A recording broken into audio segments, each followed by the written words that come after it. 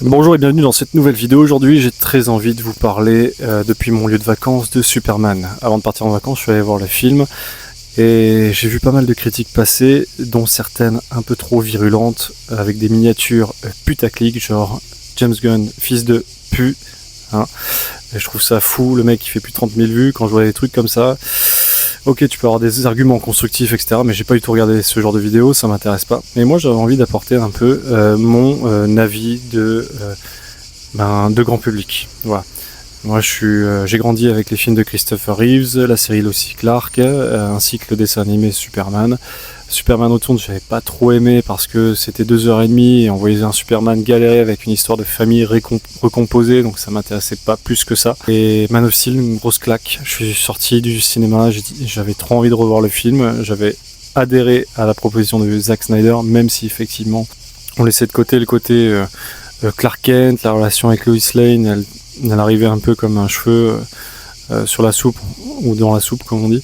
Un film de Zack Snyder, depuis l'Armée des Morts, moi c'est vraiment ma came quoi. Tout ce qui est Watchmen ou encore Batman v Superman, sa version longue, alors ça c'est vraiment un truc qui gonfle, hein, c'est de voir des films qui sont pas du tout aboutis ou avec le respect de la vision du réalisateur.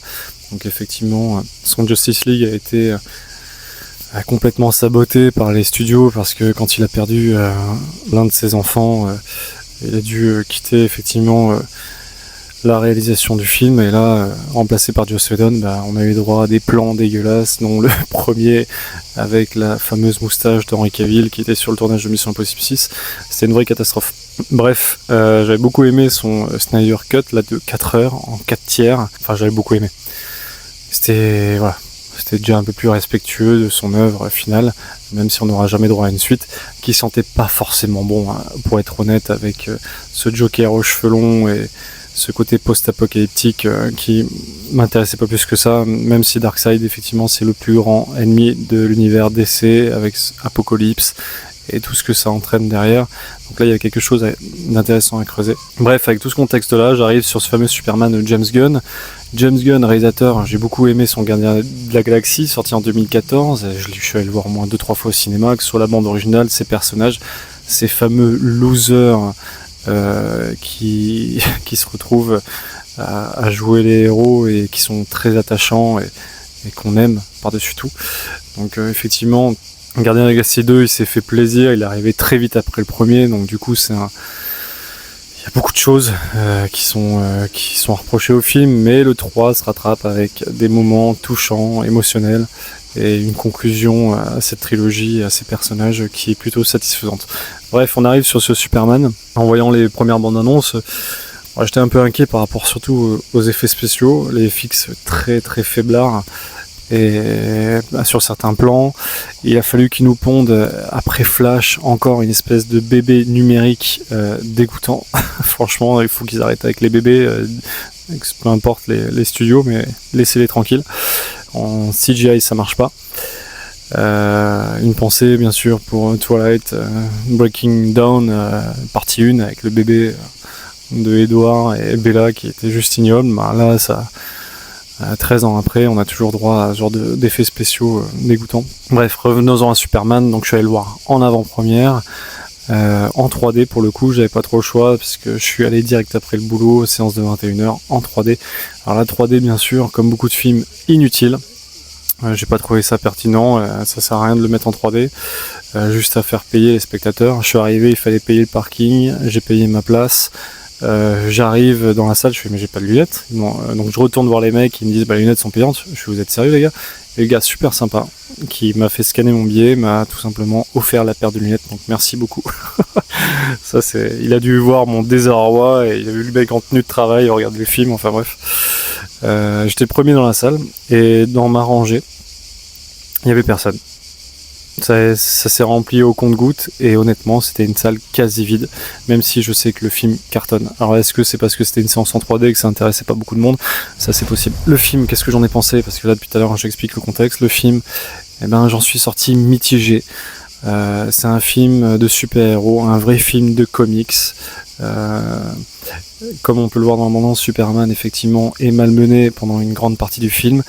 mais il a ce truc-là de toujours se relever, parce que voilà, l'être humain, quand il prend des coups, bah, il a cette force de caractère, il arrive à s'adapter et à se relever et à continuer. Bah, c'est le cas de Superman. Honnêtement, c'est du James Gunn.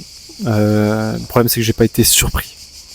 J'aurais aimé être surpris, parce que c'est une nouvelle proposition, c'est un personnage beaucoup plus lumineux, on l'entend dans pas mal de critiques constructives, où effectivement c'est très coloré, c'est très pop, c'est typiquement un film sorti tout droit d'un comics, et ça c'est quelque chose qui fait du bien.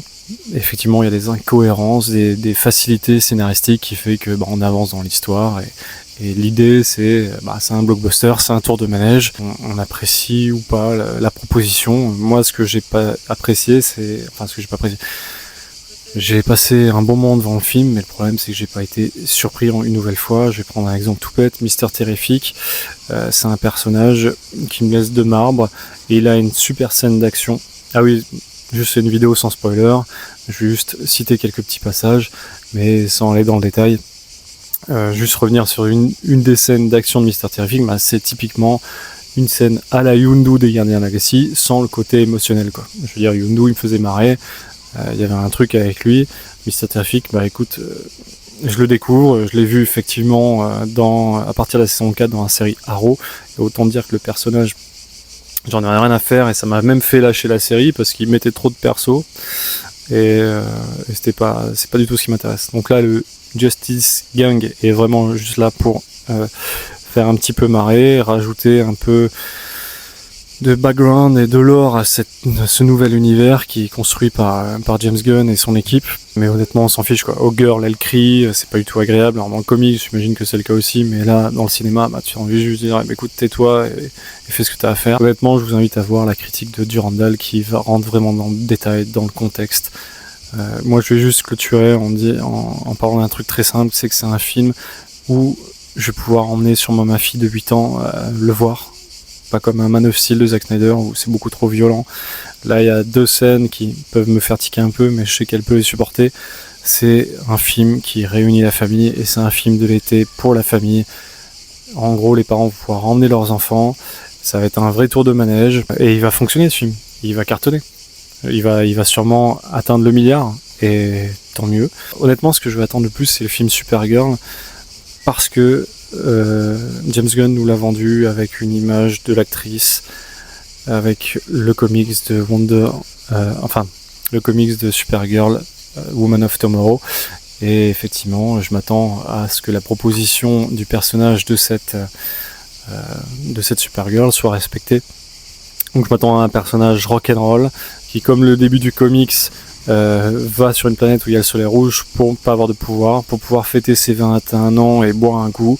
Je m'attends clairement à ça, et à quelque chose d'un peu plus épique, d'un peu plus mature. Surtout que le personnage, l'antagoniste, ce sera Lobo, incarné par Jason Momoa, donc il sera un personnage assez rock'n'roll, un peu comme ce que peut nous montrer l'acteur. Donc pour ce que je retiens de ce Superman, effectivement, la relation avec Lois, c'est vrai qu'il y a un délire j'ai l'impression d'être dans Astérix et Obélix Mission au Québec, avec ce côté un peu 3 mois, quoi. Donc il y a 300 ans, les méta-humains sont arrivés, il y a 30 ans, Superman a débarqué, il y a 3 ans, Superman est en activité, il y a 3 mois, il s'est mis avec Lois, il y a 3 minutes, il s'est fait défoncer, il vit sa première défaite.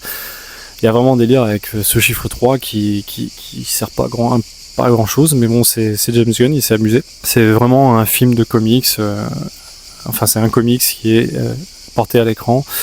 La Forteresse de Solitude, c'est une super bonne idée. On retrouve les fameux robots. Lex Luthor, c'est un antagoniste qui mène sa barque du début à la fin. C'est vraiment un sociopathe mégalo, jaloux, ce que tu veux, qui est hyper on va dire raciste envers les êtres humains, les méta-humains, quitte à faire des dommages collatéraux. C'est une vraie pourriture. Avec un jeu d'acteur, il s'est fait plaisir, le gars, on sent qu'il s'est vraiment éclaté, et il y a vraiment des côtés très enfantins, très comics dans sa façon de réagir. Voilà, donc je pense que c'est vraiment un truc qui va parler aux enfants. Moi je pense que je vieillis un peu, donc j'ai du mal à être surpris à force de voir ce genre de film. Surtout que là, je suis clairement dans un film de James Gunn. J'ai déjà vu des vannes qu'on retrouve là dans Les Gardiens de la Galaxie. c'est quand même un Superman. C'est vrai que j'avais adhéré à la proposition de Man of Steel pour le côté divin, le côté Dieu de Superman, très sérieux aussi. Même si on le voit s'éclater quand il découvre ses pouvoirs, notamment celui quand il se met à voler. Là on a un Superman plus humain que lui, tu meurs quoi. Il réagit au quart de tour, il fait des bêtises, et on sent que le côté un grand pouvoir implique de grandes responsabilités, ça pique pas trop à lui, il se pose pas trop de questions. Lui, son seul but, c'est de sauver le plus d'êtres vivants possible. Il a un respect fondamental pour ne serait-ce que tous les êtres vivants qui peuplent cette terre. On le voit à un moment donné sauver un écureuil. On est loin des dommages collatéraux causés par le final de Man of Steel, qui était justifié pour l'intrigue de Batman v Superman. Donc je suis sorti de la salle un peu mitigé. J'ai pas senti une grande acclamation non plus, une grande ferveur du public avec qui j'ai regardé le film. Après, je vois des retours très positifs. Enfin, James Gunn a sauvé le DC Universe. Il a enfin mis en lumière un Superman positif, constructif, avec son idéalisme. Moi, il y a aussi une nouvelle proposition par rapport à son origin story avec ses parents, avec des caméos bien sûr annoncés de Bradley Cooper en Jor-El. Crypto, c'est vraiment le comic relief, donc il est vraiment là pour amuser les enfants. Chaque apparition, c'est pour créer une vanne, même si c'est très agréable de le voir arriver. Enfin, c'est un nouveau personnage aussi qu'on n'avait pas vu dans les films, donc ça c'est une proposition. Oui, ça me paraît sympa de le voir aussi. David Corenswet, c'est pas parce que c'est un David qu'il est au top, mais franchement c'est un véritable Superman. C'est chouette de le voir, même si c'est un Superman qui a du mal à prendre du recul. C'est encore un gamin quoi. Et c'est un gamin avec de sacrés pouvoirs. Je sais pas, j'ai du mal un petit peu à m'y retrouver dedans, et je suis assez mitigé, mais j'ai très envie de le découvrir avec ma fille. Ça va être son premier Superman au cinéma. Je pense que je vais retourner le voir cet été avec elle, et je vais voir, et ça se trouve je vais avoir une autre vision du film grâce à elle, parce qu'elle va s'éclater, j'en suis sûr. Et ouais, trop hâte. Par contre, Rachel Brosnahan, la Lois Lane, c'est un personnage tout ressorti des comics. Elle est hargneuse, elle lâche rien, elle a sa double casquette de journaliste et de jeune femme aimant son petit copain, même si il y a aussi un truc qui m'a choqué, c'est que c'est un Superman un peu loser, ils sont différents, et elle a du mal à se caser, et elle dit clairement qu'elle voulait le quitter quoi. Au bout de 3 mois de relation. Ça c'est des choses qui me dérangent un peu aussi. Voilà, il y a plein de petites choses comme ça qui sont un peu dérangeantes, même dès le début du film. Pour ouvrir la forteresse de solitude, faut que ce soit Superman qui se pointe, donc Crypto, lui, il arrive à gérer le truc, tu sais pas trop comment, pourquoi. Voilà, il y a plein de choses comme ça. Donc c'est un blockbuster, faut pas se prendre la tête en fait. T'as de belles images, c'est 2 heures de film où tu te laisses porter, voilà quoi. Faut vraiment pas se prendre la tête. C'est un film familial, point quoi. Les scènes d'action sont cool. Après la fin du film, oui. Voilà, il y a des scènes post-génériques, vous en avez dû entendre parler, ça fait quelques jours qu'on en parle déjà, elles ne servent pas à grand chose, c'est juste des gags. Voilà, donc un avis critique assez mitigé, mais je vais trancher en disant que c'est un film pensé pour réunir toute la famille, et j'ai hâte de le découvrir avec ma fille.